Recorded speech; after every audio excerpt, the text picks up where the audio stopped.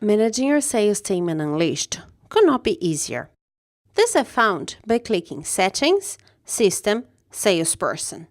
Here you can simply enter the name and email of a new salesperson and click Add. Please be aware that for historical reasons you cannot delete a salesperson once created, but you can rename it instead by clicking on top of their name or email fields and editing as you please. You can also mark them as obsolete when you desire. Once you have added your new salesperson, you will be able to see their names and email on the drop-down menu when creating a sales quote, sales order, or etc. For this example, I will quickly create a sales order and select the new salesperson we have just created. There are also a few reports that will help you manage your sales team. For this example, let's take a look on the Sales Enquiry report.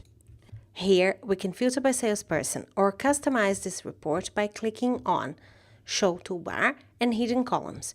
From here, you will find some columns that were not previously showing on your grid layout. To add any of these columns to your grid layout, simply drag and drop them to your report. And to make your month end even easier, you can group this report by salesperson. So you can see your top salesperson for the month and calculate their commission as required.